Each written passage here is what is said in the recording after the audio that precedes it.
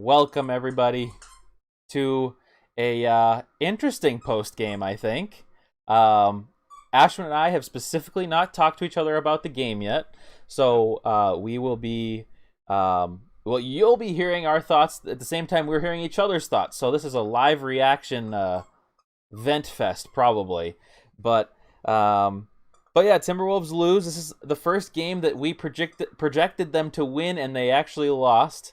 I can't necessarily say I'm super surprised after our performance at the last Pelicans game. Also, this will be kind of interesting because if you're new here, normally me and Ashwin are both watching the game from our homes, but homes. But I have been at every game this season, and Ashwin Ashwin can't. He's in Seattle, but. So we have two different perspectives here, and I think that's going to be interesting because when I went on Twitter because I was not on Twitter actively during the game, but because I had really good seats, shout out Arby's. But dude, it's unbelievable. Yeah, it's pretty wild, and I got more tickets after the game for Arby's upper deck, not lower deck. But dude, but I was maybe that's a ticket. If you're upper deck, we win. Maybe, yeah, that's true. I was 7 rows away from the Timberwolves bench. It was insane. So it was crazy. We could hear people talking. It was awesome. Dude, that's sick. It was sick. Because it's probably not a packed house, so you could probably hear them like shouting at each other. Yeah, it wasn't packed, but the crowd was way louder tonight. And this is where I think we're gonna differ a little bit because JJ. But for some reason it's showing up on my chat on the screen before it's actually showing up in the actual chat. But but obviously the first half was very rough game. It was very not fun to watch. And but the third quarter for me, maybe it was just me being at the game, seeing Ant throw down and have the crowd I've never, other than because I went to game 163 as a Twins fan like a decade ago. That was the loudest I've heard. Man, this was like the place blew the roof off. It was insane. But at the same time, which I'm glad that the crowd was still into it, 20 points down to the Pelicans. Dude. To the Pelicans. God, on a Monday, which was incredible. The crowd was actually pretty good all night. Set. But the mood was right. But Ed Malloy and Jonas Valanciunas, Brandon Ingram, and to be honest, there's a lot of lackluster plays from us on defense, on offense as well. That'll be my conversation. I was going to say, for me, I mean, I had a fun time at the game, even though we lost. I hate that we lost to the Pelicans, but, you know, that third quarter was very valuable to me to just be there, so I'm taking that as a win. But what are your thoughts?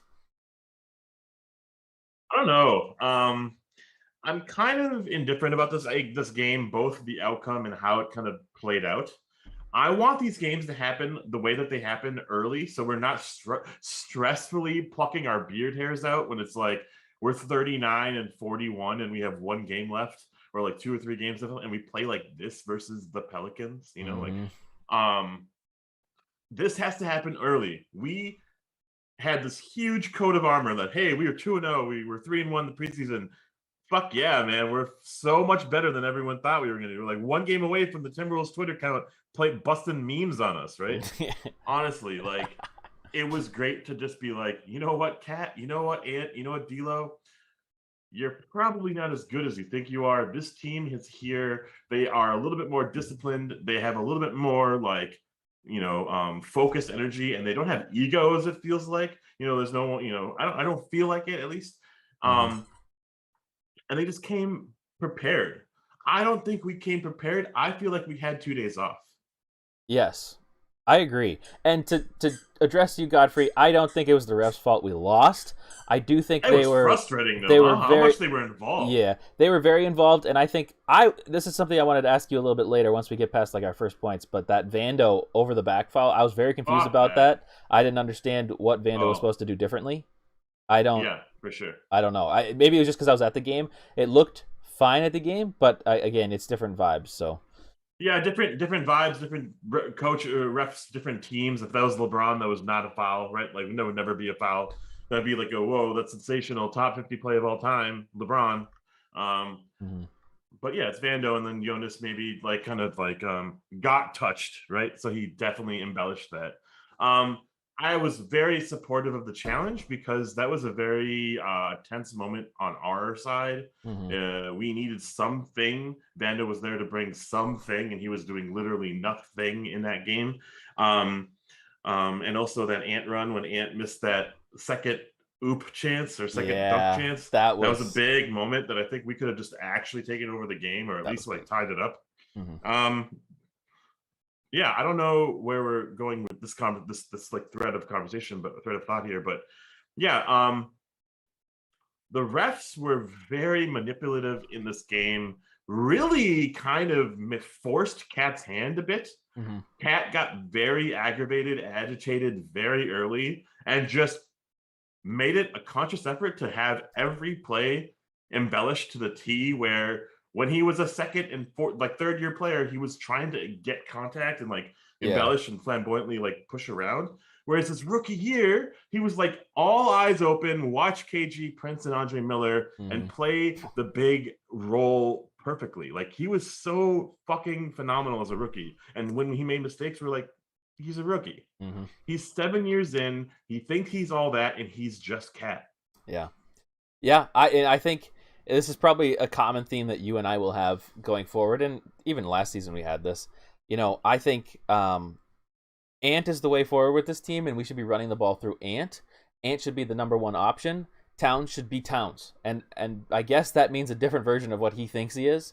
But I think the general vibe for me at the game was maybe something that I would have differently watching at home. But the last half, I was actually somewhat surprised with Kat's ability to not get more fouls. When he had the first 2 fouls in the first quarter and then get a technical, I was like, it's over. I have these great seats for this game, and I'm not even going to see Towns. Like, I just, in my head, I was like, I know he's going to get another technical within the next 30 seconds. I was like, I just know it. That sucks to feel, right? That must be like such a sinking feeling. Like, man, I feel so good today. I hyped myself up for this game that we're gonna win. I'm feeling like the best seats in the house. They were free. They were giving to me beef and cheddars all smothered on my face. Shout out to Arby's. Yeah. But yeah, then that happens. It was really nerve-wracking for me as well. But it was like, in a way, a challenge. Right then and there, Cat could have slowed down and just like calmed down and just been okay. The refs are telling me to fucking stop. Just play more focused. They're giving me an out of this, and he chose not to. For the first half, our entire team was a dud. Exactly. And like in that situation, who is it that is able to get through to Towns and be like, hey, slow down? Now, there was a point, and I don't know if this was on TV, and I might have just seen this because I was at the game, but it was on TV. Was it? Patrick Beverly came in, and he goes up to Town, and he starts like patting on his chest, and he's like, no. He's like, you got to calm down. And after that point, he actually was okay for a little bit. But, he still has moments. There was one moment where it was both a positive and a negative, where near the end of the game when Jonas had 5 fouls, I couldn't believe we got him to 5 fouls. But he goes up to Cat, goes around the team, and he's like, hey, Jonas has 5, Jonas has 5, Jonas has 5. And I was like, okay, this is good communication. Let's be smart, And then immediately he does exactly what you were just talking about, where he gets the ball and he does the weird like flailing, trying to get a foul, turn it over. And it's the fourth quarter. It was such a bad possession. It was terrible. And it's like, he had somewhat calmed down by that point. Maybe he wasn't playing perfect basketball, but like he is at least not like a super detriment to the team at that point like he was in the first. But, it was just like a frustrating moment of like, oh, it's like kind of there, but like not there. And it's more so frustrating because sure, players can have moments like that, but this is just like this is a trend. This happens all the time with him, and it never gets better. So yeah, you said it frustrating. You said it awesome. You said it perfectly. Like it was in a really weird moment. Like I don't want to be like that cliche. It's hanging in the balance because we were down fucking 10. Yeah. But Jonas just picked up his 4th or 5th foul. So actually, what we need to do is play slow. Yeah. We need to play slow because we need this possession to count because all the momentum is kind of starting to go our way. And we play reckless. We play like the flamboyant style. We play without focus, and we lose possession after possession after possession. Cat goes for a block to try to be an impressive presence, and Nazi Muhammad or whatever his name gets the put back dunk. Game is over right there. When D'Lo makes a 3, you don't just like force it in D'Lo's hands. We're just not playing offense. We're just playing whoever has the hot hand. And I was very, very disturbed by that, but also like encouraged when Ant was hot. We kind of recognized none of us are getting anything going, but there's so much energy that's building right now. And Cat was formidable defensively. There's like 8 minutes where it was just like, this is the team where I think we can go with these two, and more importantly with D'Lo on the bench, because we were just really running focused plays with Ant. And we were running very, very like solid defensive sets with Cat in the post. And I was very happy and encouraged. And that's why I'm not really as down as maybe others might feel. Yeah. Because there was like a glimpse in the third that could be the talking point. But we're going to obviously talk about all the lows and dismiss that because we lost, And yeah, you're right. And just to address another point, I know I'm talking about the refs a little bit. And at the game, it seemed like they were extraordinarily awful. But at the same time, you were down 21 to the Pelicans at the half. So there's not really any way you can be complaining about the refs. But at the same time, I mean, I just want to address that it was ridiculously frustrating, especially when we're trying to make a comeback, to have some of these calls, and it was just like weird, in the first half, they were pretty awful calls. I wanted the Wolves to just shut the fuck up and like let the stupid ass calls happen, and maybe they would slow down. Yeah. But no, Cat gets that offensive foul because he's yapping all fucking game. He was yapping literally every fucking play. He's on the floor half the time. He's late getting back. Yeah, I was mad about it. But anyways, like I could vent a little bit more about some of the things that I saw and didn't see, and like who we were not playing with. Like we barely saw Jaden in this game. We barely saw Josh Okogie in this game. If they were on the court, I only saw Jaden for like 2 seconds, honestly, and maybe like 5 seconds in the fourth quarter when he had that like awesome like rebound like denial. I That's think it. Jaden You know? was his typical self. He was on the court quite a bit tonight, but he also was not doing those little things that you see a lot from Jaden. Defensively, it was interesting. The first game against the Pelicans, and I guess after this we should probably start just getting into the tier list and kind of going off of that. But for Jaden, for Josh and Vando, there was a lot of plays in the first Pelicans game where we were getting a lot of rebounds in the first half. We were crashing the boards. We were getting tons of rebounds. We were getting our own offensive rebounds even at times. And, it felt like even if we were missing, it didn't matter because we were going to have a second shot. And it happened so many times in a row. To start this game, I don't remember it almost ever happening. And it was like the Jaden effect wasn't there as much. The Josh effect wasn't there. I think Josh came out at a point because he missed 2 free throws. We weren't scoring. Yeah, so we needed a scorer out there. And they put Prince in for a second, and I don't even remember. Did Prince even make a bucket? I think he only shot free throws, and he made all of them. But at least he can make his free throws. So I think that was Coach Finch's mindset at that point was like, we're not going to have Josh in the game because if he can't even hit free throws tonight, then we have to have somebody that can score something. And we had a lot of interesting lineups that I didn't necessarily like tonight. Where we had kind of defense heavy, which I guess you want to, but when like Devontae Graham gets hot, it's really hard to stop him because he made some pretty tough shots. He had a lot of open shots, but he had a lot of tough shots as well. And same with Ingram. I mean, Ingram is just incredible, and Jonas can kind of get what he wants. He's big. He's stronger than any person on our team, and Cat's going to be the I guess the toughest matchup for him, but at the same time, that's realistically he can beat Towns on the physical end. So there's so much to dissect in this game. I don't even know where to really kind of start or focus.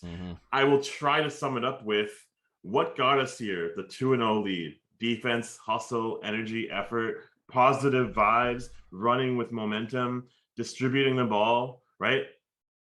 Yeah, sure. Cat has had the foul trouble or whatever, but Cat was aggressive at least.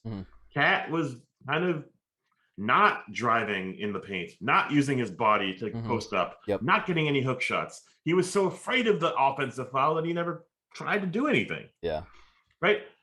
Ant had no energy, no motivation to drive in the paint. He was just chucking like 0 for 8 or 10,000 in the first half. 3. Yeah. Beverly was like our most exciting player, and he played 8 minutes, and I was frustrated that he was our best player because he made 1 3 and he kind of dicked around a bit, and he like got under like Jonas's skin. Like, come on. Like, I want our stars to be stars. I want our starters to have an impact in the game, and more importantly, I don't want like the keys to the game is don't suck, don't lose to the Pelicans, and play with energy, effort, and just like constant like presence, like be present in the game. I saw so many times we weren't getting back on D, like we didn't get the steals, so then we don't get the offensive outlook or offensive fast break points. We don't get the defensive boards because we're weak, and Cat's getting boxed out by Devontae Graham and things like that. So it's like lots of things to dissect, but it's really just like, where was the hustle that got us here? Because our identity is we are so small. We are so thin. We watch gorillas before game day. I think they skipped that video today. They skipped that video today. It seemed like there were also 0 ant facts today too. There was one. I heard one on a highlight. It was in the third. That's probably when you had to switch over to the Pelicans broadcast. Oh, sure, yeah. He said ants are venomous, I think he said. He did say ants are venomous? Oh, shit. Which I think he's used before, so he's getting... Yeah. But 2 things I'll say before we get to the tier list. One, I don't want to completely discredit the Pelicans tonight because... they were great. They were pretty good, both on offense and defense. There was a lot of possessions where they were up on us. It did seem a little bit like we didn't have many game plans or just like plays that we were really running because it was just a lot of screens, and they were able to get over our screens with little to no issue. And then also offensively, like we were saying, Devontae Graham, Brandon Ingram, Jonas Valanciunas, I mean, all 3 of those were just killers for us tonight, and we just couldn't match up against them. And then second, before we go to the tier list, if you're new here, drop a follow. But I think it's a lot of regulars tonight. I pretty much know everybody in the chat right now. So Is he on Twitter right now? Ooh, I'm very curious. Well, yeah, I'll mention what was happening. Patrick Beverly, okay. Says the Wolves disrespected the game tonight. And when you disrespect game, this is what you get. Ooh. Oh, I like that. I mean, that's true. No, Dane. wait, That's what he he said. said. Well, that's what John Krasinski said. Oh, he's not tweeting. John Krasinski's tweeting. Okay, Yeah, that's the post game. Mm-hmm. Okay, gotcha. We were kind of starting late, and so I was like waiting for some SoundCloud sound bites. So I didn't get any of that, so I was a little, upset about that. But Interesting. Well, that's true. Wow. I like that. But we're gonna move on to the tier list. Dane has even more. Yeah, I just saw one tweet from Dane that was kind of interesting. Dane, it was a little controversial. The Dane one? Yeah, it was like Ant can be incredible. Oh, yeah? Well, he just tweeted something. He said, Patrick Beverly, when asked about Anthony Edwards bringing the Wolves back into the game in the third quarter, scoring 21 points in the third. We lost. Yeah. None of that matters. True. Oh, yeah. Mm-hmm. Yeah, true. Patrick Beverly, when asked what needs to change for the Wolves when it comes to rebounding, us getting the rebound. I don't he says, I don't give a fuck what it is. Us getting the rebound, whatever it takes. True. We were out-rebounded. It was painful to watch because, Jonas's arms are taller than anybody's on the court, so it was like we had to really get up there and get it. So when we weren't getting it, it was super frustrating. But right. I'm glad he is. And JJ, it's good that he is because this is what we need. Jimmy Butler was that player for us, and then we didn't improve, so he wanted to leave, given it probably was a little bit more of a money thing. But which was stupid. Also he kind of took over the season and was like yeah. But, and then he got injured. Yeah. But Patrick Beverly's probably a better player because he is invested. He wanted to come to Minnesota. He admires KG, and this was apparently one of the teams that he actually wanted to come to. Whether he's saying that but he means it or not, I don't know. Yeah, I'm not sure. I think he's a role player. He's not going to be a star player, and he knew that coming in. So it's a little bit different than the Jimmy situation. So maybe, But also, Jimmy had a little bit of an ego. I don't know if Pat Bev really does. So, anyways, I keep delaying. We're going to get into the tier list so that we don't make this a 2-hour show. Tier list time. What are your comments about...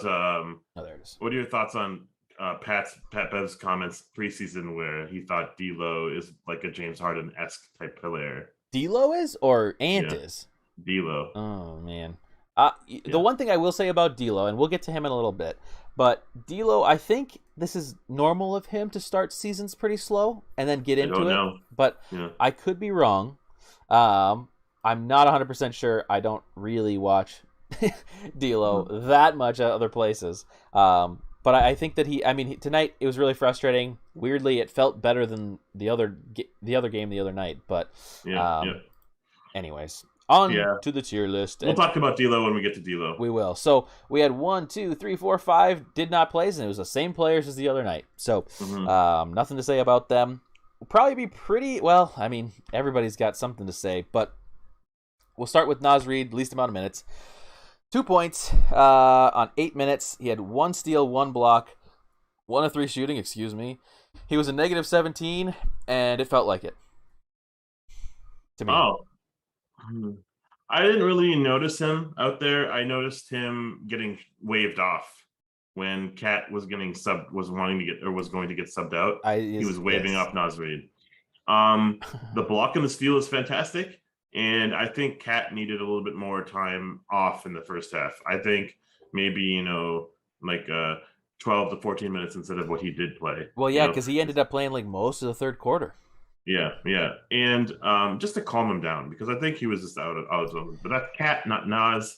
I think Naz has started the season a little slow, and maybe he's been playing fine. But there was a possession where he had that 3, he just kind of chucked, and I kind of was like, I don't want to see him for the rest of the game after that because we are needing some sort of contribution right now from anyone, and it probably should have been Beasley, and Naz is just chucking right there when he could have passed it somewhere else. So I like the drive Naz. The driving Naz is my favorite Naz. And, if it requires J-Mac to get him going, I only want to see Naz out there with J-Mac because Naz looked great in that fourth quarter stint when Cat fouled out because J-Mac was helping Nas get going. When Nas is just sitting there by himself, not able to post up Jonas and not able to make threes, he's kind of like a little bit of a liability on offense if he's not doing the things that we're asking him to do, because he is one of our better players off the bench that can create for himself. And if he's not able to do that, we have no fucking presence on the bench. Yeah. Like that's maybe a running theme for our team, honestly. Like we're going to be ragtag, crew of energy and hype defensively or whatever, but if we can't get our fucking shit going, we're relying on Patrick Beverly to go 4 for 5 from 3. Yep. That sucks, man. Yeah, and I hope that Pat Bev keeps shooting like that, but at the same time, like we need Nas to be last season he was really productive on offense for us, given a lot of garbage games, but still, like, he was producing for us on offense, and his 3-point shot has just not been there this year. And also, he's the last line of defense, realistically, if Cat gets foul trouble and against a big. And he's not even that good. He's not good at defending bigs. He can occasionally get a block in there and kind of surprise people with how fast he can move at times. But, I mean, he's really just a bigger body that can get kind of pushed around. So it's, when we have a game like this, we're playing kind of a physical peck type of like center. We can't compete if Towns is in foul trouble, and that's almost a given whenever we play a physical five. So wow, great point. You know what? I made me think. I don't know if we have anyone physical down there. No, we don't. I don't think we do. Like, is our best post defender fucking Josh Okogie? Like, I don't know. Honestly, probably Josh. Like, I was thinking about it. I was like, okay, so what? Because last game, both Nas and Cat got in such foul trouble early. Both had 4 or 5 fouls. I mean, Towns fouled out, and I think Nas had 4 or 5 fouls at the end of the game. Jaden also had 4 or 5, and we can't rely on Jaden doing that. I guess he's tall and he can block shots, but he can't guard a Jonas Valanciunas. So it's like, what are we gonna do? Like, you almost have to, like, okay, Nathan Knight, you're the next biggest player for us. Like, I don't know. At this point, we need Ed Davis to come save us, because he would be the only person that could come off the bench. Realistically, we probably should get like a big. He's still in our tier list, right? Give him an A. Yeah, I mean, Ed Davis could be an A. He could have been an A tonight, but he's not with us. But, it's just tricky because, Josh Okogie, I guess, but then you lose offense. So, I don't know. I think Nas had a rough night. He didn't have a ton of time to prove himself right or wrong, but I do think that it was rough for me. I think I'm going towards a D tonight. Yeah, let's go. Okay. I don't think anyone, well, there might be some positive vibes towards the end of this list, but or towards the top of this list, but yeah, I don't think anyone should be like supportive above a C right now. Yeah, like, spoilers for the short term here. I mean, our bench, it was rough. Our bench kind of sucked. Yeah, especially the bench, and even starters. We'll get to it. Well, no, not too many spoilers, but yeah, I don't think we're gonna see too many people up in this A tier or even B tier. Next up, I'll let you go first, but it's Jared Vanderbilt. 8 minutes, 0 points, 0 rebounds, 0 assists, 0 steals, 0 blocks, 0 shots, and 1 foul. 1 turnover, too. Well, I liked his energy about that offensive rebound attempt. I think he fumbled the board, and I think he almost got a steal or something. But he was basically non-existent. I got nothing for you. Sorry. It's okay. He was non-existent. This is not a game for him. If we're behind, we don't need him. And I feel terrible saying that out loud, but like that's going to be like a mantra, like, for our team. We're going to have to go to our basic form of instincts, which is just chuck and hopefully our shots go in. Yeah. And then get back in the game and then insert our defensive players again, because when we're down by 20, Josh Okogie has no purpose. Yeah, exactly. That's the thing. Vando has no purpose. Our bench, even though it's deep defensively, like if our top 3 offensive players, D'Lo, Ant, and Cat, aren't producing like they weren't in the first half, like, what are we doing?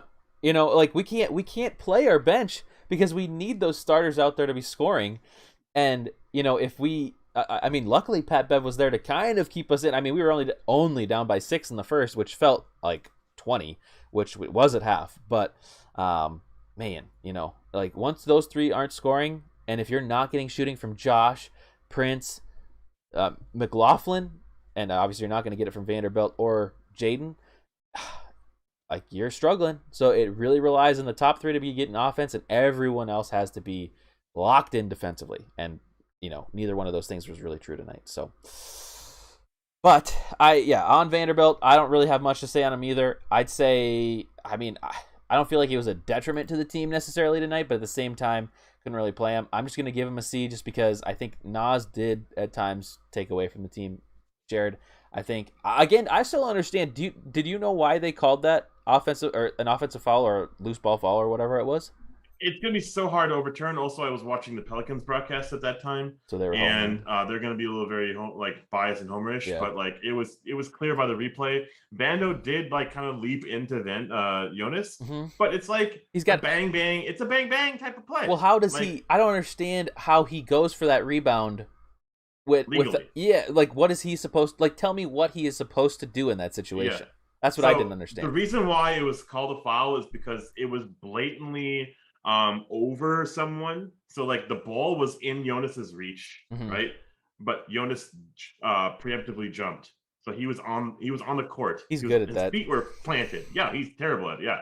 So Jonas is planted and Vando is over him, not touching him, except for his chest grazes him, reaches for the ball over Jonas. Yeah. I not that important, but just the fact that you're over some player, Jonas kind of does this, right? Yeah, and then the call is foul. Yeah, called. It was so surprising to me. I was even watching the replay and I was like, I know he hits him. I guess I just don't know enough about that rule specifically. So I was like, whatever. I mean, obviously they reviewed it, so like Godfrey said, there's no conspiracy against the Wolves. I understand that, but it's man, that's a killer call at a killer moment where we were coming back. And if we have that, it's also so insignificant because Vando was trying to do something for our team to provide a spark where we were kind of losing it again. And we don't need the Vando. We want someone else to do it. And we probably want the guys who are scoring to do it. And so that play is insignificant because of what the hole we dealt. Well, the game we basically dealt for ourselves, right? If we're up, that play matters way more, in my opinion. It's the ideas of them trying to sustain the lead, get an extra possession for us, or stop them from going on a run. Where they were having a problem scoring too. But anywho, I'm sorry for talking a lot here. Other than the fact that I think Vando's default game, I'm not going to try to deny the C placement. That's Vando's default game. He's there. He's kind of doing some stuff. Not really effective box score wise, but then when he's positive, he's the 4 blocks, 4 steals, number 1 team defense, all caps, don't at me. Yeah. But right now he's kind of undud. He didn't do anything. So he's either at the very bottom of the C list and we better stick to that, or he's a D. I guess, I don't know. I just feel like there's a clear distinction of how bad. I mean, I don't want to shit on him too much, but I think that Nas was significantly worse than Vando tonight. I do agree that he's probably bottom C tier because you expect some amount of production stat-wise out of him.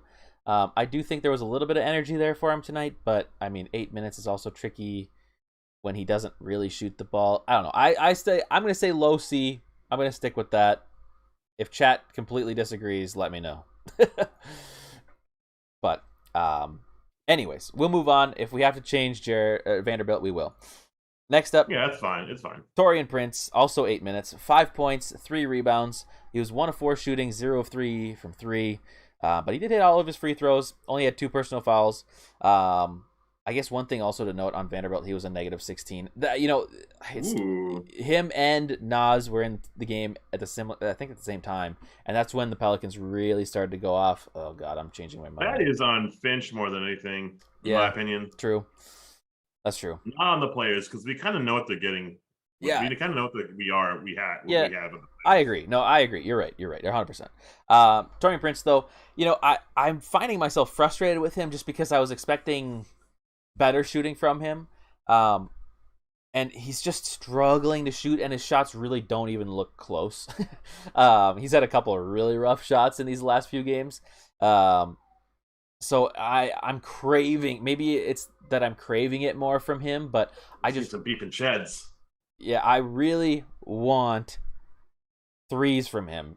Even if it's just 2 a game, even 1 a game. I just want to have the 3-point option there for him, because then we could have him in on nights where it's hey, we need offense and some defense.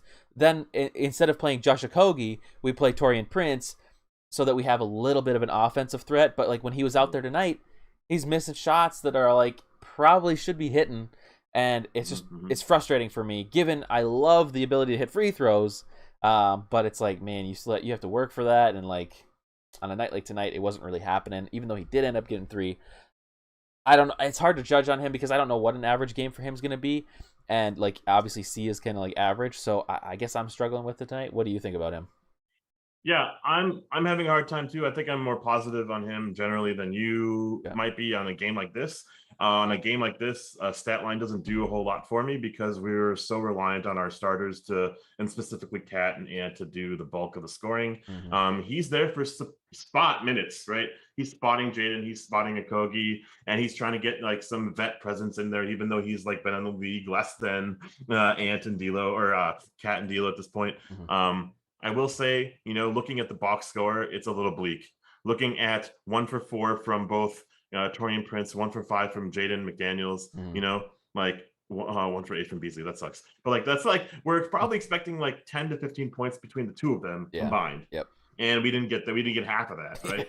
And maybe some blocks, rebounds, offensive foul here or there, like there a defense, a block or a charge call here or there, and we didn't really get much of that. So the hype, the energy, the rebounding wasn't there when we needed it. So I'm gonna side with you, what you thought, because I think my standard for him is a C. If he kind of blows up, he's a B, because we need something from the bench. And when we were struggling to score, man, it was Beverly and Prince. Yeah. And that felt bad. And even though Prince only like went to the line a couple times, like at least he was fucking trying. So. Yeah, no, that's true. I guess I'd probably give him a low C, similar to Vanderbilt, but low C sounds great. I think that kind of is a good middle ground, because I could even be convinced into a high D for him, but I won't be too judgmental yet. And it's early for a player who's new to the system, new to bench, new to players, and new role, he knows D'Lo. Yeah, new role. Like he's not starting anymore. Yeah, kind of weird. Like. Yeah, but we'll move on to Little Mac, and I don't really have much thought on him other than the last Pelicans game when he came in. I loved it because it felt like a calming presence. It just felt needed at the moment, and when he came in, it just calmed the game down. We were able to like get some buckets, get some momentum. This game, he came in and it really didn't feel like anything. It just felt like, oh my gosh, we have another player out there that struggles offensively. This was at the time where we had like Lil Mac, we had Vando, Torian Prince, and like Nas. It was like, oh man, what? Like me and my dad were like, okay, who scores right now? Yeah, he's right, and he's right. We had Beverly and J-Mac out there. Who's fucking scoring?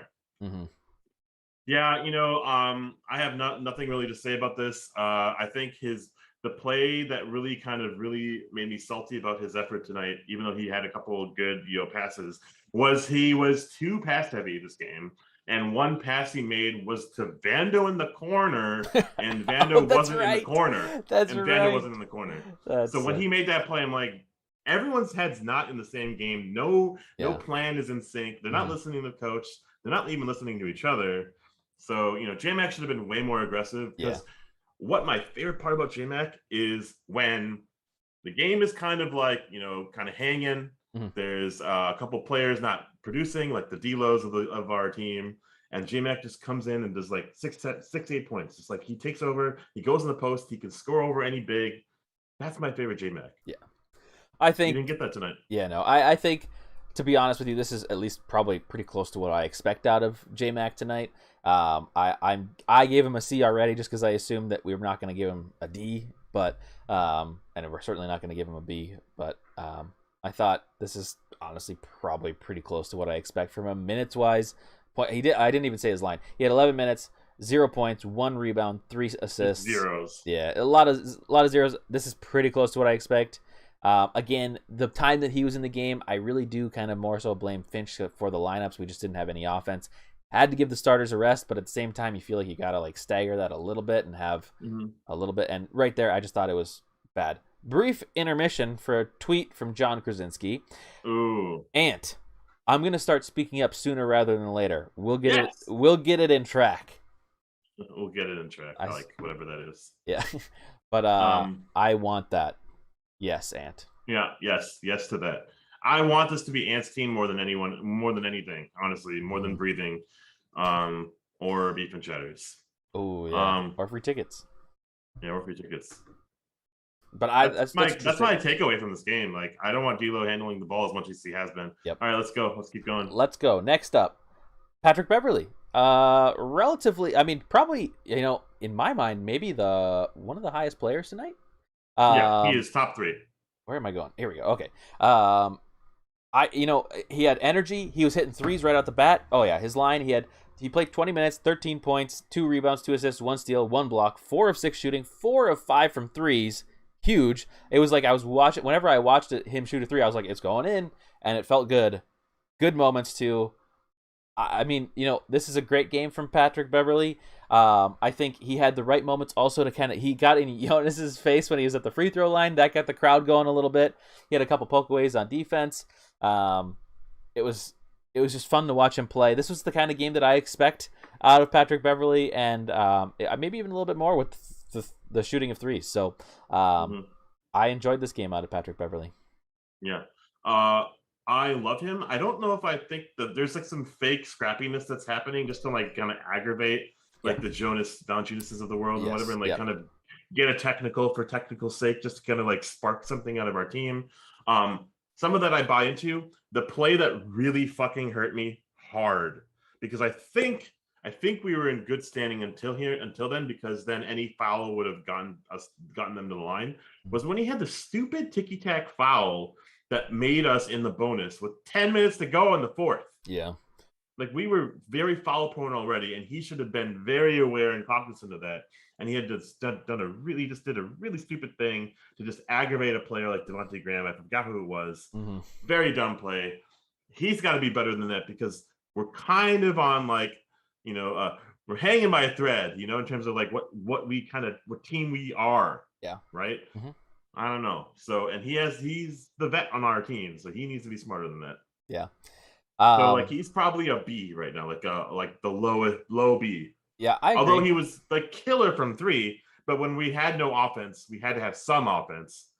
It goes to Beverly tonight. Yeah, I would say he's probably mid to high B. I really liked this game. Maybe it was just being at the game and getting some of that kind of the plays that got the crowd going, and it felt like he was kind of controlling. He was controlling the building in a way where it's like when he comes in, the crowd's like into it. It doesn't matter what he's doing, even if, because I do agree with you. I think there's some of it that's maybe not as genuine, and that's how it is with these players. But at the same time, like, it does get the crowd going, and I also think that it's. I mean, we obviously don't want him to have so many texts that he gets suspended, but I almost assure you that will happen this season. But I do think that he's almost in there as that kind of a role to get a tech every few games, just to rile things up, especially at home, because it gets the crowd going. And when he got a tech, when Finch got a tech, it was like the crowd erupted. So, even though maybe I didn't view it as genuine, I see it more of like a tactical thing. The crowd loved it, and they ate it up. It's tactical for sure. That's good. So I'm all for it. I'd probably give him a high B. So we'll give him. It looks like chat gives him a B too. So good for them. Good for him. Small aside, Chicago Bulls are 4-0. I'm super happy for them, and I'm very, very thrilled for Zach LaVine. First time since 1996 and 1997. Were you born then? Were you alive? 19 what? 96. Oh yeah, I'm 1991, baby. Oh yeah, sorry. Anyways, turn it. And what's really weird is that the post game is happening like now. The post game interviews are happening now. Interesting. Usually they happen within 10, 20 minutes after the game. Yeah, what's going on? This is like an hour and a half. I wonder if they had like some weird team meeting or something. Hopefully, because that was hopefully. I want weird team meetings on this fucking team. Yeah, for the record, I am very down for us to have a those teams, all these super teams. I've said this before. I called it about the Lakers this year before the season. They all blow up. They have their issues. Everybody has to like fight over their egos and stuff like that. And they get it settled, but they have to go through a rough patch to do that. And even though I do expect the team to go 5-3 in these first 8 games, it's I almost want it to be bad now, because if we can be bad now and get better for the last half of the season, that's what I want. Now I want to stay in the hunt for the first half of the season, but I want to be playing really good basketball when we get to the last half of the season, not have it the opposite way, play really good and then fall apart halfway through. So for the record, I'm for it. Because that'd be shades of the season when we got into the playoffs and we barely squeaked into the playoffs, and we were peaking at like game 45. Exactly, 100%. Right on. But Patrick Beverly, B. Last of the bench players, I don't have a ton to say on him. It's kind of weird, his stat line. It didn't necessarily feel like this, but... can I read it out loud? Yes, please.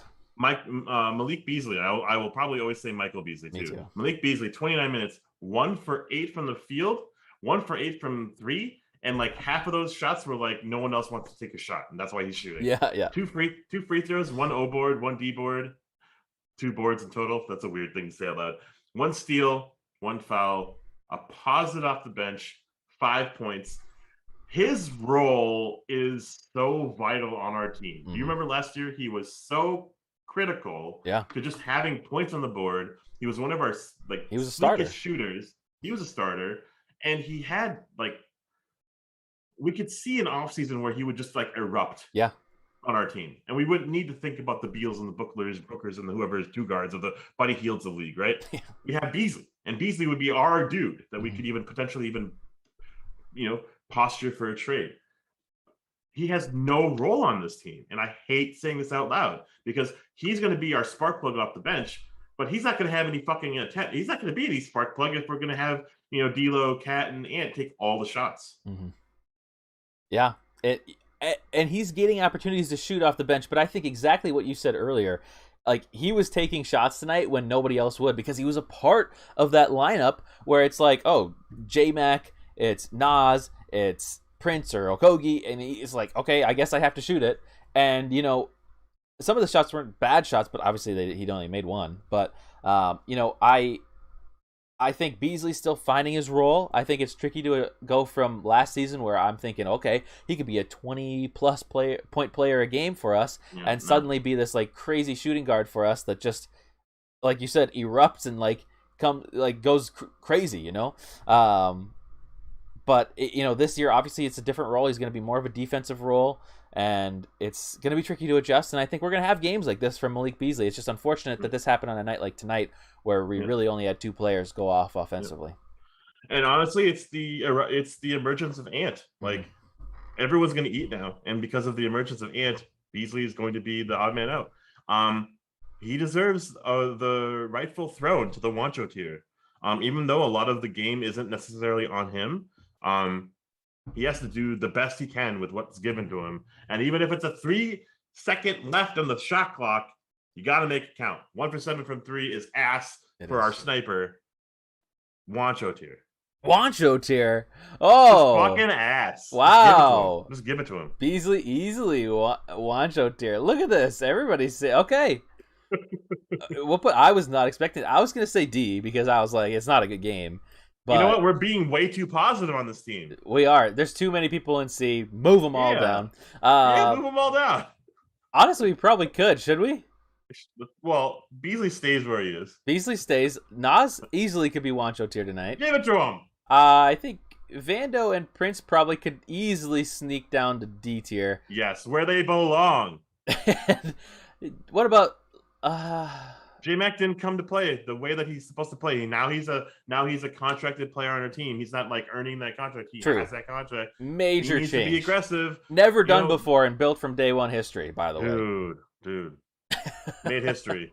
Yes. First ever since 1996, 1997. Move Vando and Prince down. I appreciate if I squint my eyes. Oh, this feels like such a better graph. Yes. Better buttergraph. I like it, And what does they say? Prince above J-Mac? I hate it, actually. Prince above J-Mac. Jake Erickson. Why do you say that? Yeah. Really? I just hated his game tonight. I don't know. Maybe I'm just a hater. You think you agree, though? Yeah, I agree. Okay. I think Prince isn't asked to handle the ball. J-Mac is asked to handle the ball, and by handling the ball, it means he's a playmaker, which means he's driving to the rim. Prince has to do the little things like J-Mac does. Wow, chat loves that we moved everybody down. The most excitement we've had all in a year. One thing though, Jim Pete is normally A1. He was defending D'Lo in the beginning of the game, and I was very turned off by that. Uh-oh. Anyways, we'll move on. You'll probably hate my takes then. We're on to the starters, and Josh Okogie played 11 minutes as a starter. Apparently he went 1 for 4 from the free throw line, though. He did. He had 2 rebounds, an assist, a steal. I'm stealing your stats stuff. Please do. He did shoot a 3. I didn't think he shot a 3. And he had a turnover, a steal, an awesome steal, a very timely steal. But he was a negative on our starters, and he only played 11 minutes. 11 minutes, negative 10. He started the game on Brandon Ingram, and I don't know if Ingram balled out in the beginning of the game, but I definitely don't remember that. But he was unnecessary in this game. Mm-hmm. And what we need from him is those 5 minutes to spark literally everything. Foul out if you have to. Do anything possible to stop the player getting hot and get those fucking rack up those stats. Yeah. The blocks, the steals, the assists. Rack them up. And that's what we need from those like Jaden, Josh, Prince, because even maybe not Nas, but we need that from those players that we have expendability in, and I don't mean that in a way as like, oh, Josh is expendable or whatever, but like on a nightly basis, those players can get like rough, hard fouls, like you're saying, block, steal. Who cares if you get the foul? Just go for it. We need some kind of defensive intensity, and they have the ability. We are deep in the wings. We are not deep in the centers, which is why we can't have somebody like Nas or Cat doing that, because if one of them is down, we're screwed instantly. Even though I believe in Nas somewhat, like going forward, I don't believe him in the ability to play 40 minutes against a top tier center on any team. Godfrey Chamberlain, top pallet on the dumpster fire. Holy fuck. 1 minute ago, Johnny Athletic, Jace Frederick. I'm so glad you're reading it. Yeah. Daymore all tweeted at the same time. Yes, Anthony Edwards. We think we're the only ones on the team. We got to be willing to pass the ball. There's no iron team. We can't beat 5 people with 3 people. We beat 5 people with 5 people. Fuck yeah, Ant. Yes. I love you so much. Yes. We got to be willing to play with our teammates. Trust our teammates. You know what? God damn it. Rebuild. Start with Ant. Let's go. And another quote from Ant. Wake up call for sure. Lock in. Lock it the fuck in. Everybody coming here thinking it's sweet playing the Pelicans. Whooped our ass. Now our backs to the wall again. We got to wake up. Oh, I love Ant. God, I love Ant. Yeah, man. Holy shit. Okay. God. Anyway, Josh Okogie, I think it was a pretty bad night for him tonight. I mean, honestly, I guess I'm thinking Wancho tier. Agreed? Yeah, because there was one play that was really disruptive that was great that could have kept him out of Wancho tier, but it didn't result in a stat line. And actually, I think it actually still ended up with the Trey Murphy 3, whatever the fuck that guy's name is. That rookie, fuck that rookie. Yeah. You're supposed to suck, dude. Damn it. I know, yeah. And then they even had a guy named Herbert on the team. But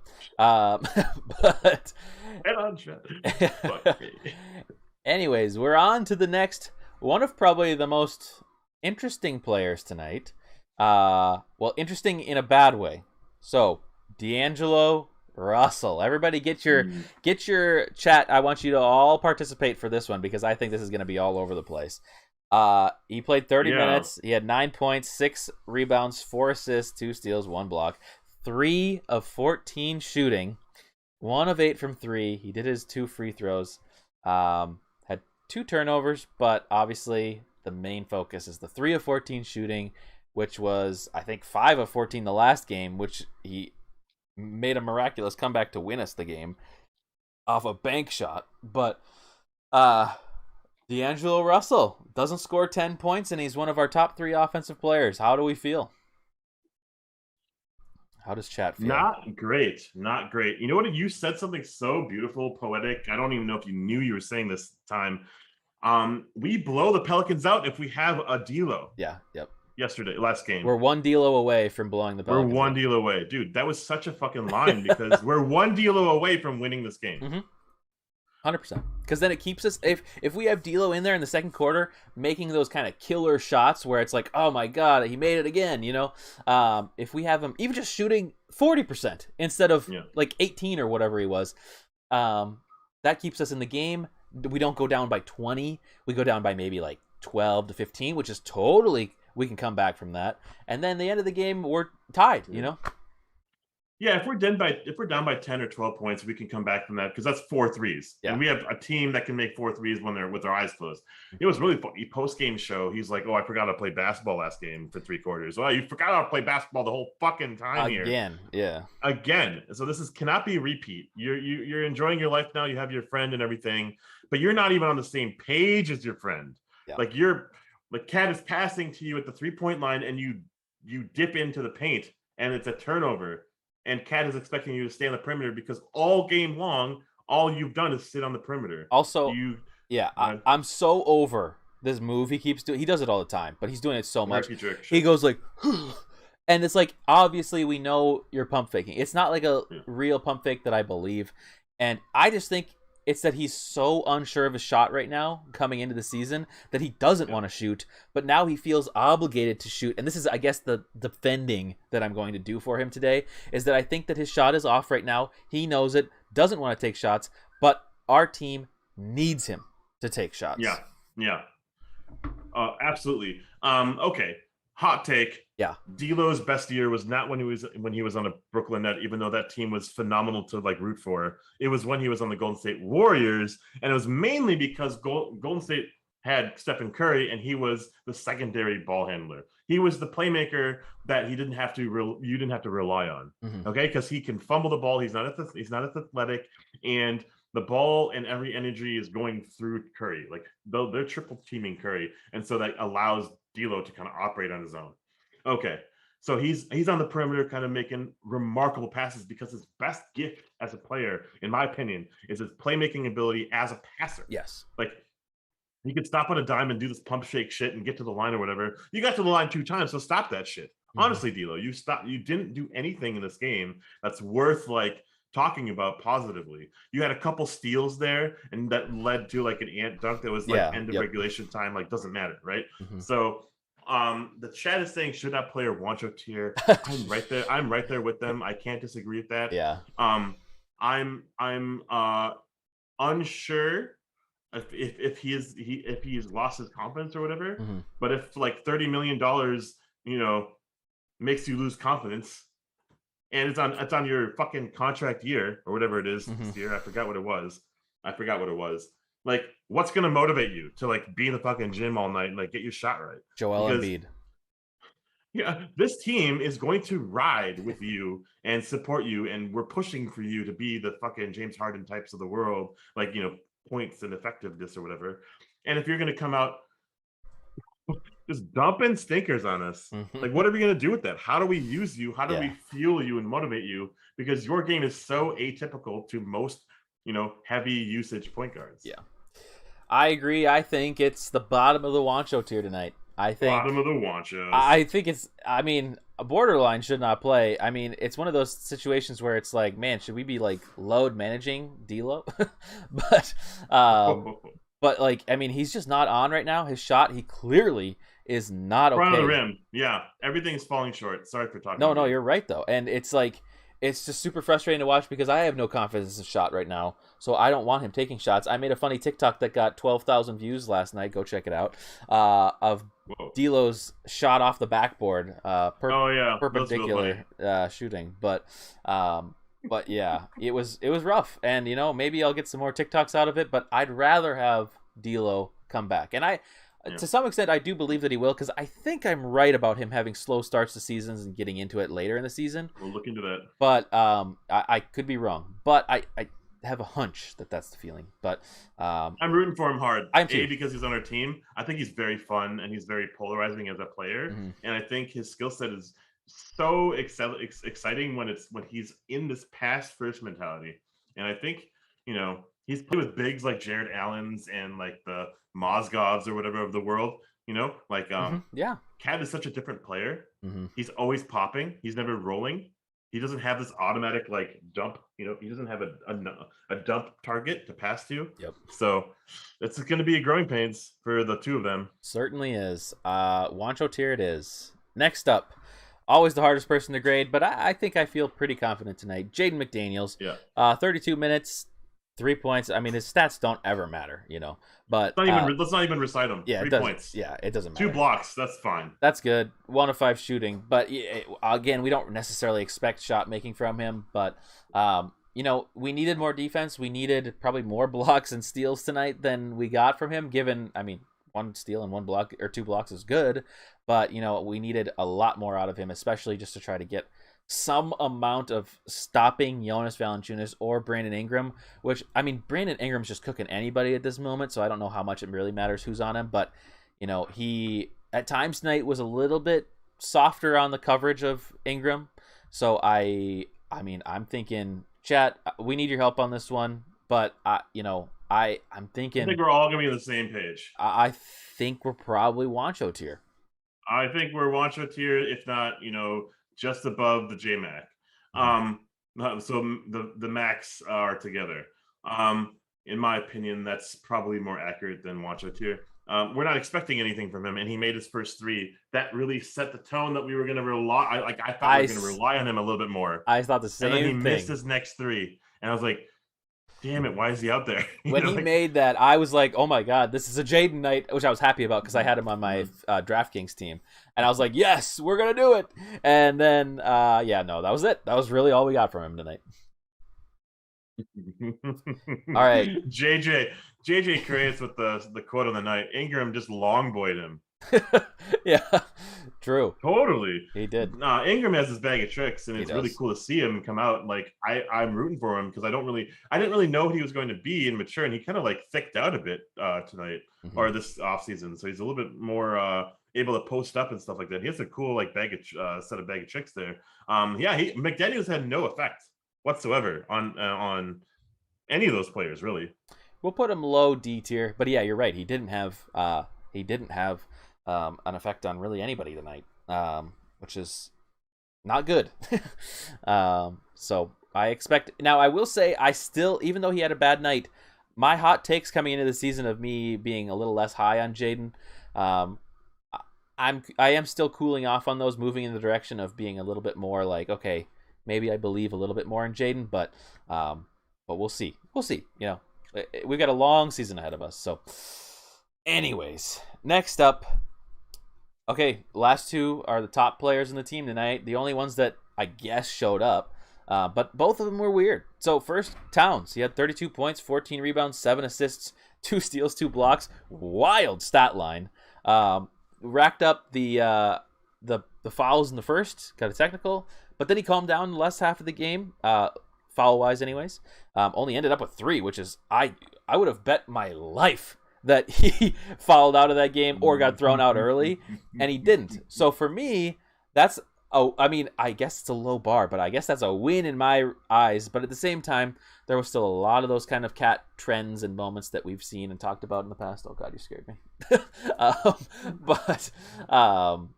There was just a lot of that typical kind of like there was a lot of flailing in the first half. A lot of good shot making. He only made 4 threes. It felt like he made way more at the game. Maybe my take's off. What is your take on Towns tonight? Yeah, tale of 9 lives for Cat, in my opinion. Not to be punny with the Cats and 9 lives. First quarter, he's playing 10 quarters. Mm-hmm. He's playing 10 different quarters. He aged a bunch. He's graying out in that quarter because he's beside himself. Mm-hmm. Second quarter, he's trying to slow down a little bit, but he doesn't know where he needs to be, and he's chucking. He's not getting to the line. The third quarter stint is the Cat I want to fucking see. He's supporting. He's supporting in a role where Ant is going off.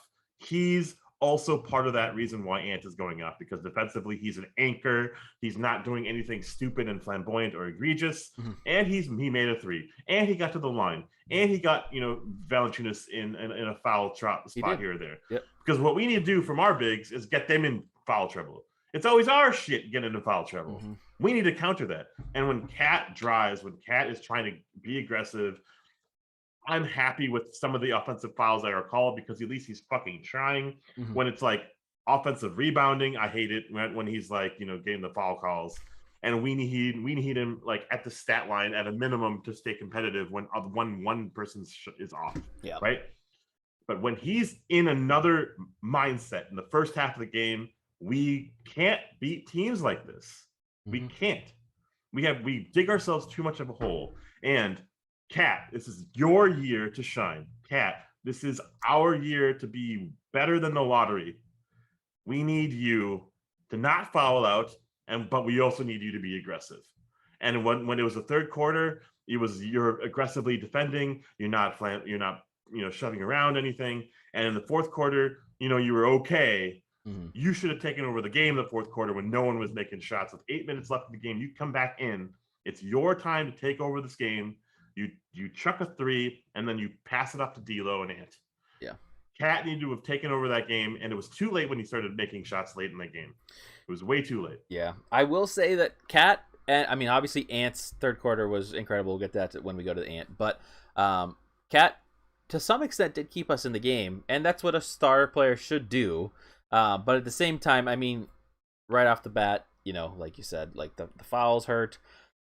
I'm not like, I have such weird thoughts on this game, and I think it's because I'm like poisoned by the fans in Target Center, because I don't actually, I didn't hate his game, and maybe it's just because I have such low expectations for like his like mental fortitude to push through foul trouble and a tough defender in Jonas Valanciunas.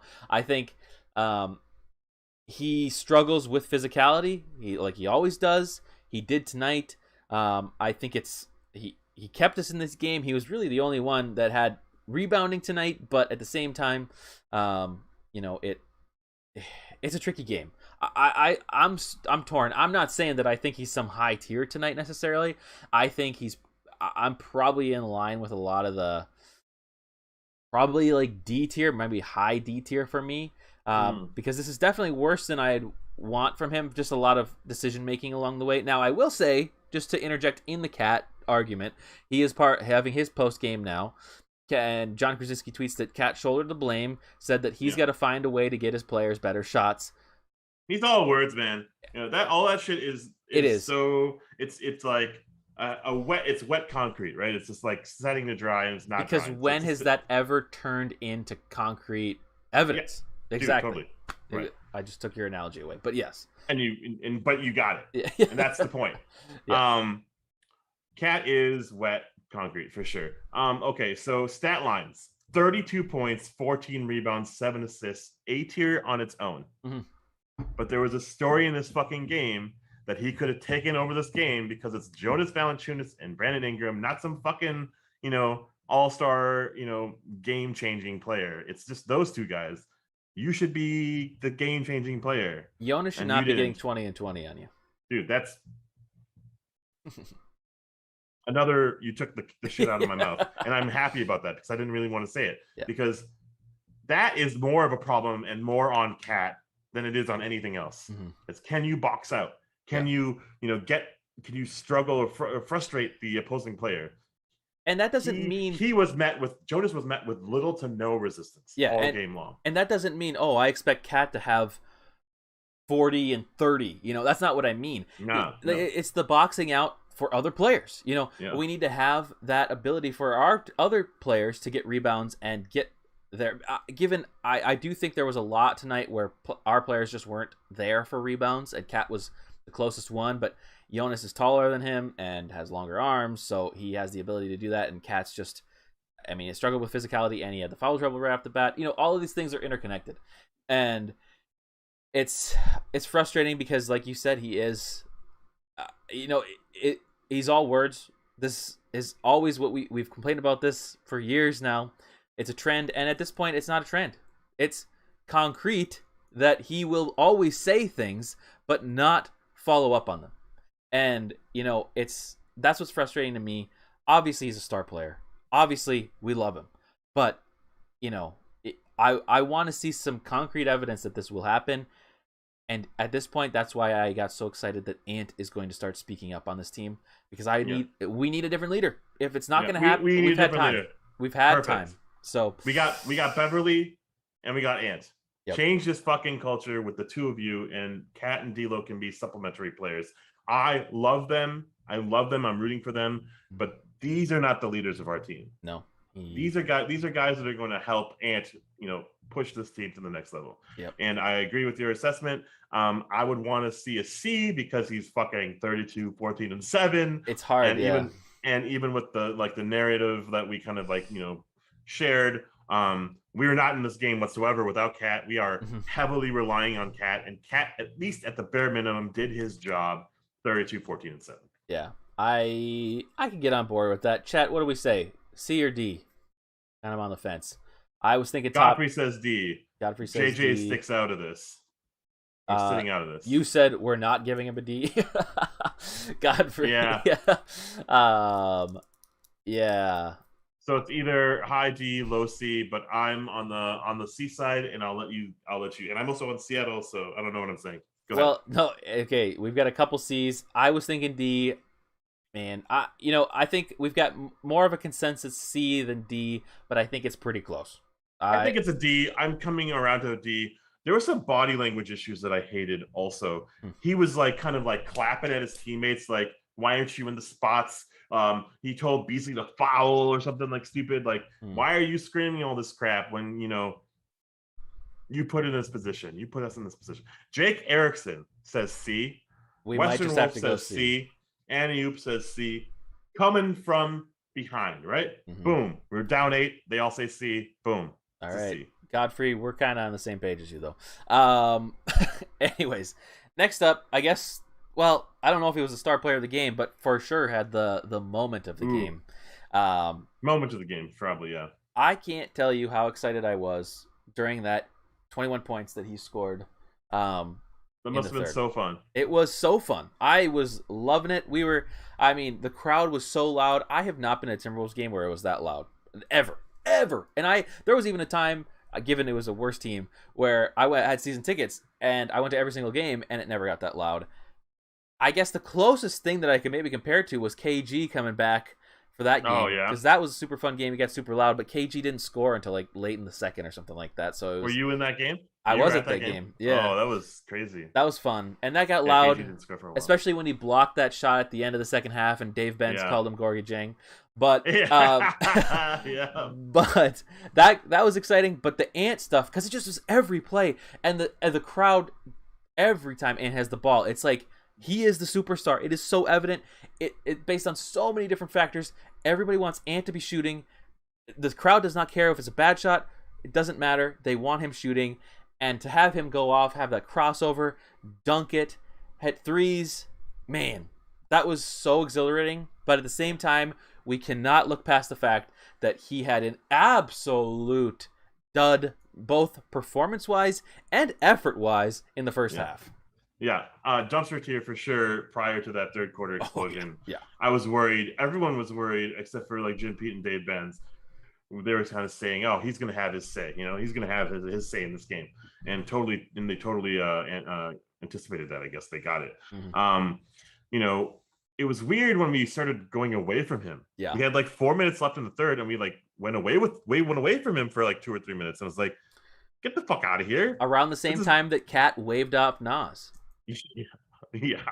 Cat, I think, missed a 3. I think there was maybe Cat or Beasley even took a shot. Oh yeah, there was that possession with Beasley. Fuck, that was so annoying. Beasley had a chance to just give it to Ant quickly in transition, and he held onto the ball, and he didn't know what to do with it. He gave it to Ant. Ant gave it back to Beasley. Beasley missed a shot. It was so dumb. I'm sorry. I'm just kind of venting about things I remember. That's okay. Because that was the Ant show, and Ant really showed us. By play, I can take the load. Yes. And I will show you with numbers I could lead this team. I don't know if Cat on his best day could go on a 21-0 run, by himself. No. D'Lo could probably try. D'Lo could, but D'Lo is right now. D'Lo, maybe it has to be ice in his veins. Fourth quarter, April. I think Brooklyn D'Lo has done that. I think he's scored 18, 19 points in a row before. But yeah, Brooklyn. Yeah, but it almost took Ant out of the rhythm, and so his Ant's fourth quarter was kind of garbage. And I was just really mad about that. And I really wanted more Ant and everything. And so Ant had a layup, Ant had a dunk in response to that shit. Right? We give him we go away from him. Yeah. I was like, this is where we lose the game, because all the energy is moving with Ant. All the defense is like being worked through with Cat, and we're going to Cat offense, and we're going to Beasley on offense, and we're getting away from Ant. Ant is now out of the play for 2 or 3 plays. He misses that dunk, and then maybe he makes a 3 or, well, I think he makes 2 threes after, like, towards the end of that quarter. He's like, fuck that. I'm taking over this game again. I was really happy to see that. And it's just like, that is maybe the part of the game that I'm very happy with. And moving forward, I'm less down on this game than maybe all of us should be, because I do think moving forward next game, Ant is going to take this personally, right? Exactly. He's taking it personally. He is, and he's going to try to be the leader. And at 20 years old, could successfully do that, and that is insanely exciting to me. I am upset about things in this game, but I know I vented a lot tonight, and I know that the tier list does not look good tonight, and it's accurate, you know. But at the same time, I wasn't as down as I think a lot of people on Twitter are about the game, and probably Reddit too. You know, there were bad things that happened this game for sure, and concerning things going forward, you know. But I think seeing Ant play like he did tonight, even taking some positives and seeing Towns get more than 3 personal fouls after getting 2 in the first against a very physical big, that's a win. You know, Beverly is a win in my mind tonight. Obviously, he's going to be one of, if not the top person on the tier list tonight. So overall, I mean, I'm not so down, but we did just lose to the Pelicans, so it does sting. But sucked. You know, for Ant tonight, I'd probably have to go with it's so tricky because he had such a bad first half of the game, and the third quarter brought us back into the game. I guess I'm leaning towards maybe it's either high C, low B kind of territories for where I'm in right now, just because that third quarter was just so incredible. Yeah, it's a C. It's a C for me, because without that third quarter, we don't have a memory to really talk about positively. None. We don't. Without that third quarter, we don't have like a stat line for Ant, and we're kind of probably walking home thinking, is Ant the one? You know, literally one game will change our mind like that, because we're so fucking fickle and needing the everything to come out roses for this team to succeed. And it's kind of weird because this team needs Ant, Cat, D'Lo to score like 75, 80 points for us to stay competitive. I agree. We've got a couple B's in chat now. Mass Xer Rubio said something had a fight with Campazzo. Not only a fight with Campazzo. That is crazy. We might just put him in A1 tier. Pull it up. Yeah, I should gotta find this. That's crazy. Well, first we've got a lot of B's in chat for Ant. Okay. I'm down for it, because without Ant, we don't have like something to look forward to tomorrow. Without Ant, we don't have like a post game. Like, even his post game comments should just boost him up to a B. His effort of like being aggressive and assertive in the third quarter is something that I covet in my star player, right? To take over the game when you need to take over a game. And you rarely see it in bigs. You don't see it in Cat, because Cat it's hard to do that. Yeah. And we had a Zach LaVine for a while, and that was really exciting. Wiggins never could take the game over, right? Kevin Love tried, but I think he was also suffering from like big man syndrome and shit. Like, and that was in the era when they called travels for literally everything. And now I don't even think they call it travel in this game once. Anywho, yeah, I'm saying a bunch of shit to basically say Ant's third quarter is a buzz factor for us for next game, to be really excited about what he's going to respond with. And for that matter alone, like, let's just throw him in the B tier. I did. And I am about to pull up this clip of the fight. I haven't seen it yet. I just saw them face to face. Let's do it. But I'm very excited. Let me pull it up here. Action. I think this is the one. Oh, there you are. Okay, good. And then I was off my chair though through that third quarter, was screaming so loud, mostly for how effective Cat was at the post. I was like screaming, Cat block, Cat rebound, but Cat box out. No, and then like Ant's dunk just made me like fucking lose. Oh my god, dude, I was insane. I'm amazed I have a voice right now. Culver is 66 to 65. Oh, almost 69 to 69. Okay, let's see. Cross, no, another rebound to Jokic. He's Okay, what's going on here? Oh my god. So this is like the setup. Oh, he hit his knee. Oh yeah, let's go, Rubio. Oh fuck Let's that. go.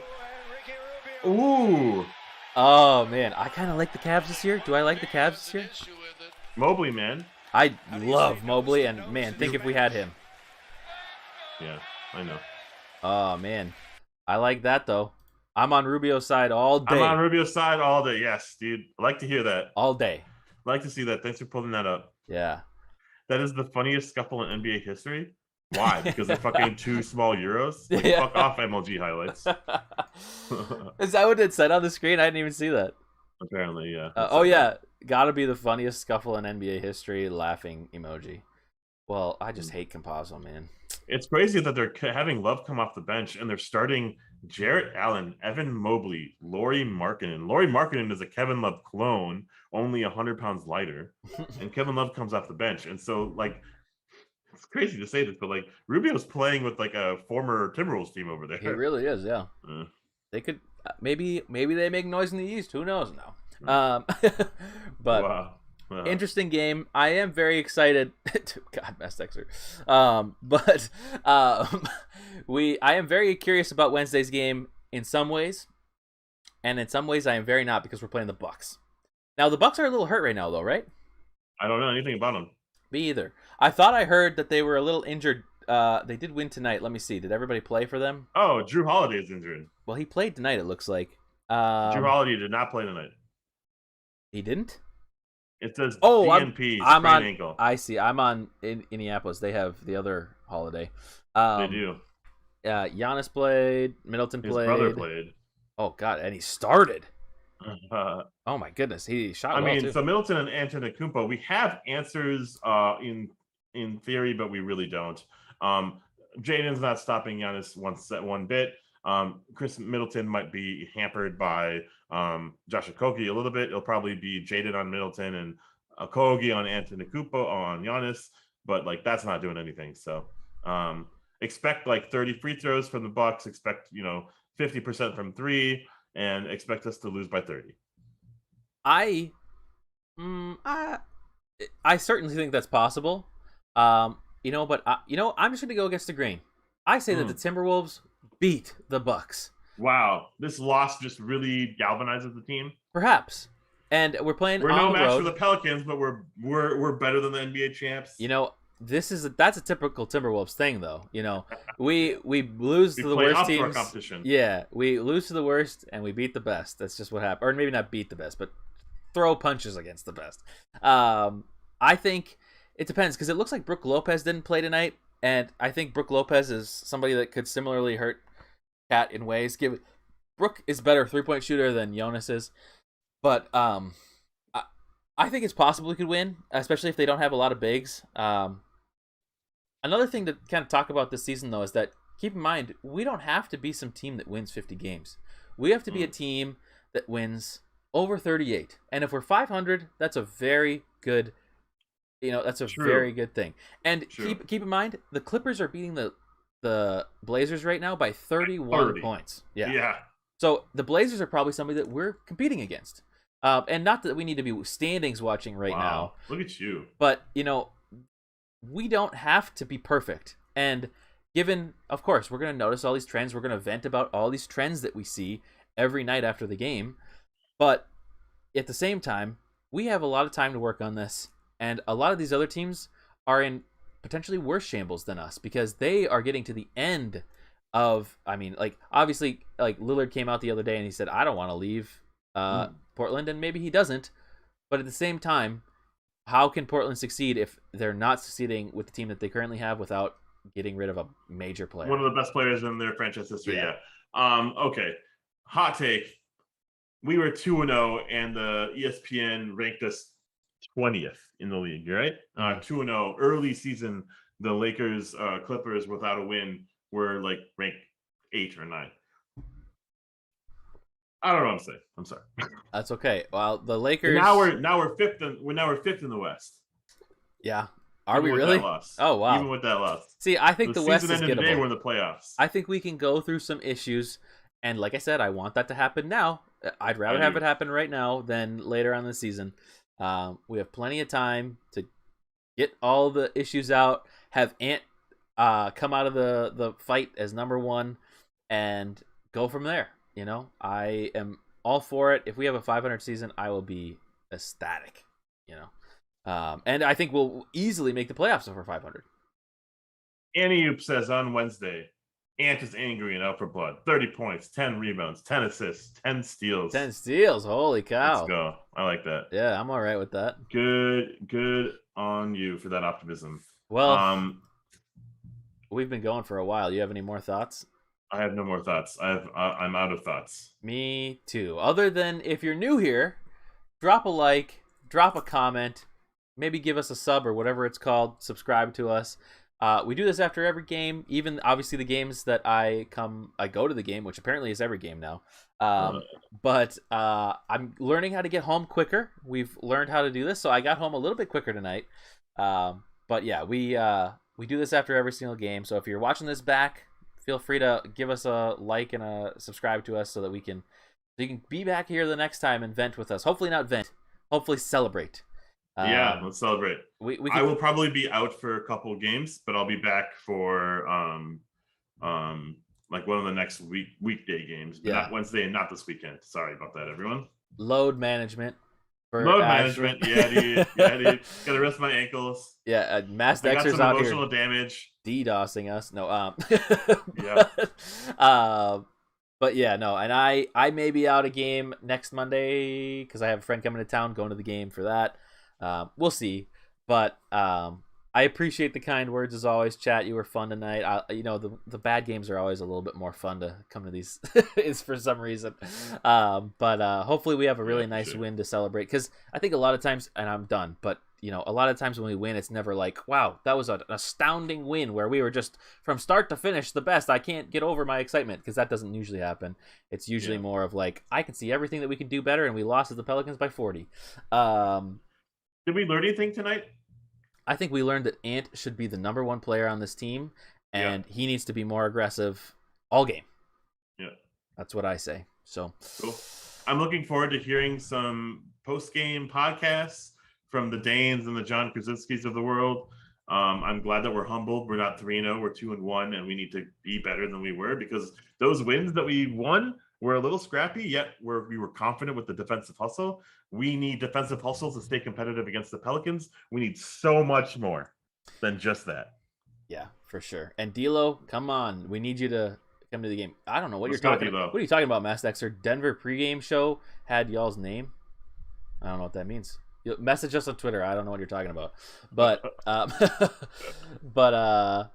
pretty sure like when we had the preseason game against Denver, maybe we had our names on the show. Oh, interesting. Send us a clip or something. How does Matt Dexter know our last names? Oh, I see what you're saying. Okay, interesting. Not Denver itself. Yeah, I was like, what the heck? All right. Well, that's all I got. If you're new, obviously subscribe, like, comment, come back the next time. Wednesday. Go ahead. I had a blast actually talking about this game with you guys. I was a little down, but also like it took an hour for me to kind of calm down, and then I was in a good spirit. I think this after the game, kind of wait, kind of sit, go for a walk, get your dog out, take a chill pill, take some CBD.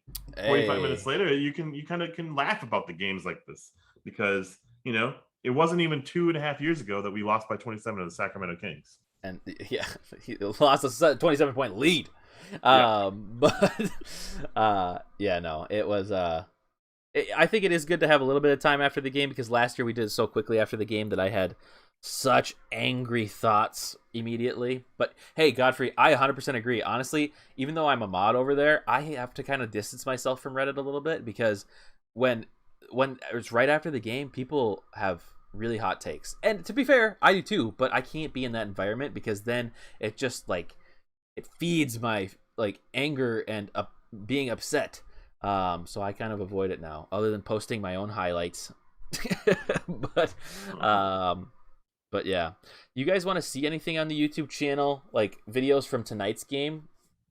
Town stands 100% JJ. JJ, Yeah. you're basically banned from Reddit at this point. I don't know. What highlights would we have for a game like tonight? Probably just Ants 21 points in a row or something like that. Absolutely. Yeah. Like, that's the thing. If we are to do a highlight from this show, like, we would just, like, clip the box score out of it. Yeah, or Photoshop something in there to say, like, 100,000 points. 100,000 points. But, yeah, replay that dunk. Ooh, I like that idea. That dunk was so good. Oh, my God. I wanted that second one so badly, man. Okay, here. We'll watch a couple highlights, but then I'm going to put out a highlight video later, okay? Okay, cool. We'll do one last thing before we end the show, because I have to go watch the game. I was at the game, so I have to see it now. And I got to hear Jim, I got to hear Dave talk about ants and whatnot. Let's do this. Okay. We're going to get it up on the screen here. I had it pulled up, and then just in case we wanted to. Oh, my. Sorry. Okay. Now we got a reaction.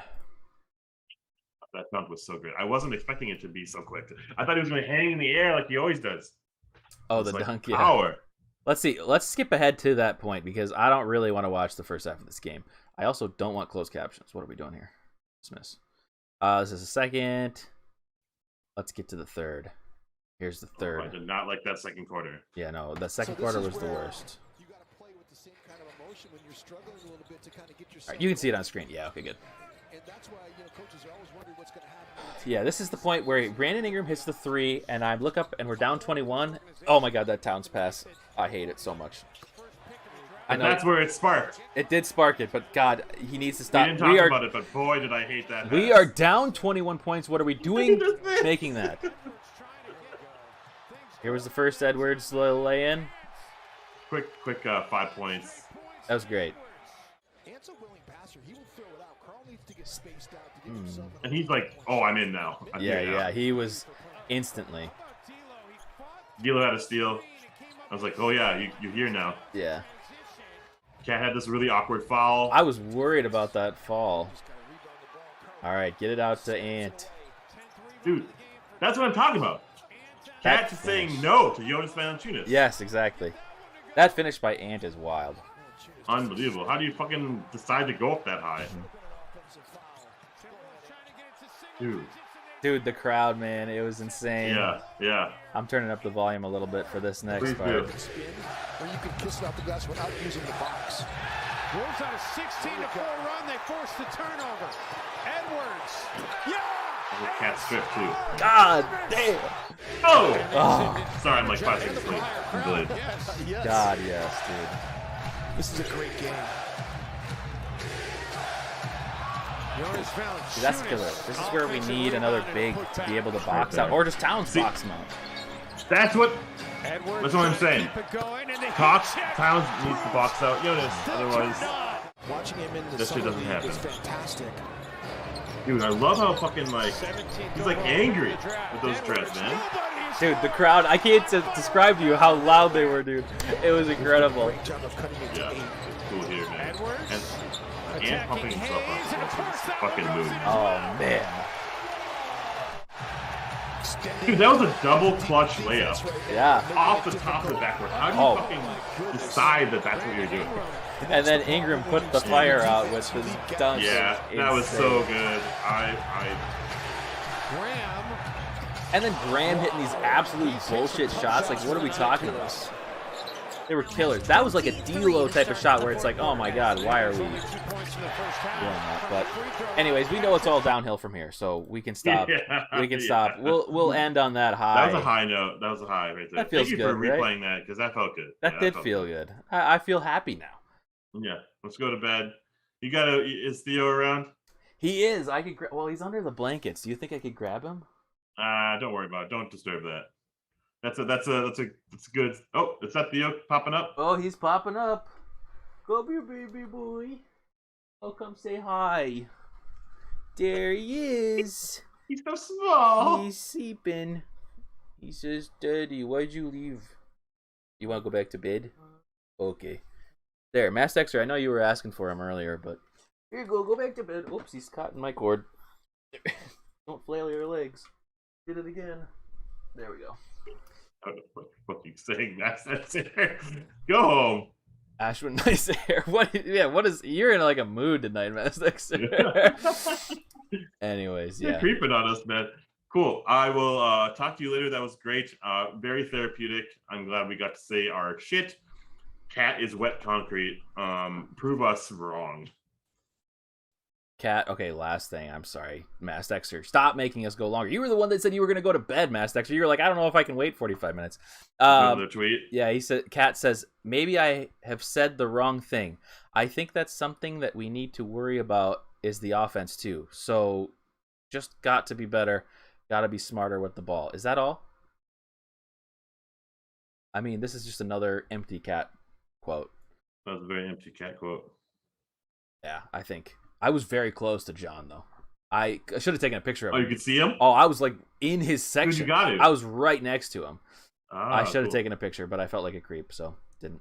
Yes, JJ. I love that. I hate that I ruined Ashwin's moment, but I do love that. I love that analogy.